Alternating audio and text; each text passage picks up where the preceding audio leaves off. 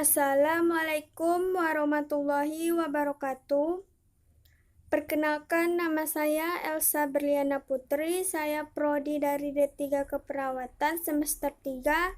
Saya akan menyampaikan materi tentang manajemen yang berjudul dengan Patient Safety. Keselamatan pasien menurut Vincent 2008, penghindaraan, pencegahan, dan perbaikan dari hasil tindakan yang buruk yang berasal dari proses perawatan kesehatan. Menurut WHO, keselamatan pasien adalah tidak adanya bahaya yang mengancam kepada pasien selama proses pelayanan kesehatan.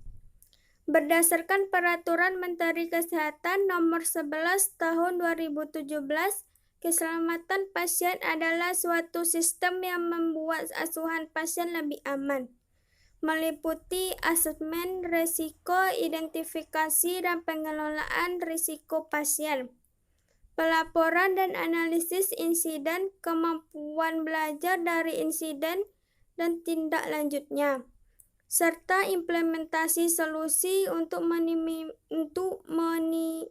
meminimalkan timbulnya risiko dan mencegah terjadinya cedera yang disebabkan oleh kesalahan akibat melaksanakan suatu tindakan atau tidak mengambil tindakan yang seharusnya diambil.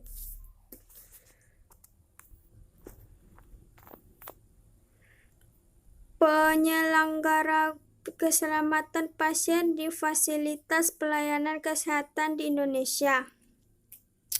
Dalam rangka meningkatkan mutu dan keselamatan pasien di fasilitas pelayanan kesehatan, KARS atau Komisi Akreditasi Rumah Sakit pada tahun 2005 telah membentuk Komite Keselamatan Pasien Rumah Sakit KKP-RS yang sekarang telah berubah menjadi KNKP-RS atau Komite Nasional Keselamatan Pasien Rumah Sakit, yang langsung berada di bawah Menteri Kesehatan RI.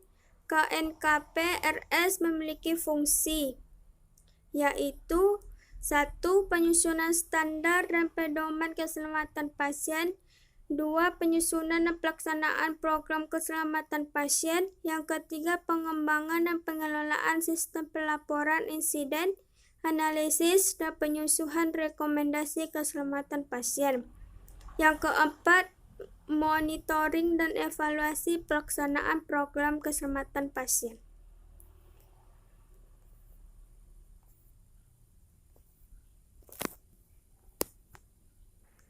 Selanjutnya, standar keselamatan pasien. Hak pasien dan keluarga mempunyai hak untuk mendapat informasi tentang rencana dan hasil pelayanan termasuk kemungkinan KTD. Pendidikan bagi pasien dan keluarga. Rumah sakit harus mendidik pasien dan keluarganya tentang kewajiban dan tanggung jawab pasien dalam asuhan pasien. Keselamatan pasien dalam kesinambungan pelayanan. Rumah sakit menjamin kesinambungan pelayanan dan menjamin koordinasi antar tenaga dan antar unit pelayanan. Penggunaan metode peningkatan kinerja untuk melakukan evaluasi dan meningkatkan keselamatan pasien. Rumah sakit harus mendesain proses baru atau memperbaiki proses yang ada. Yang peran kepemimpinan dalam meningkatkan keselamatan pasien, pendidikan bagi staf tentang keselamatan pasien. Komunikasi merupakan kunci bagi staf untuk mencapai keselamatan pasien. Sasaran keselamatan pasien. Yang pertama, mengidentifikasi pasien dengan benar. Yang kedua, meningkatkan komunikasi yang efektif. Yang ketiga, meningkatkan keamanan obat-obatan yang harus diwaspadai. Yang keempat, memastikan lokasi pembedahan yang benar, prosedur yang benar, pembedahan pada pasien yang benar. Yang kelima, mengurangi risiko infeksi akibat perawatan kesehatan. Yang keenam, mengurangi risiko cedera pasien akibat terjatuh. Selanjutnya ada 7 langkah menuju keselamatan pasien. Yang pertama, membangun kesadaran akan nilai keselamatan pasien. Yang kedua, memimpin dan mendukung staf. Yang ketiga, mengintegrasikan aktivitas pengelolaan risiko. Yang keempat, mengembangkan sistem pelaporan. Yang kelima, melibatkan dan berkomunikasi dengan pasien. Yang keenam, belajar dan berbagi pengalaman tentang keselamatan pasien. Yang ketujuh, mencegah cedera melalui implementasi sistem keselamatan pasien.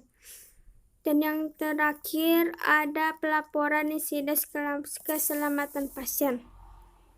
Pentingnya pelaporan insiden karena akan menjadi awal proses pembelajaran untuk mencegah kejadian yang sama terjadi kembali.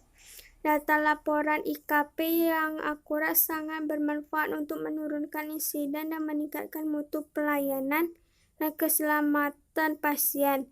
Dengan adanya data tersebut juga dapat digunakan untuk melakukan pemetaan keselamatan pasien sebagai dasar perbaikan sistem pelayanan yang berorientasi pada keselamatan pasien dan pencegahan terjadinya IKP berulang serta dapat digunakan oleh semua pihak sebagai pembelajaran dan tidak untuk menyalahkan orang atau non-blaming. Baiklah, itu yang dapat saya sampaikan tentang materi tadi. Saya ucapkan wassalamualaikum warahmatullahi wabarakatuh.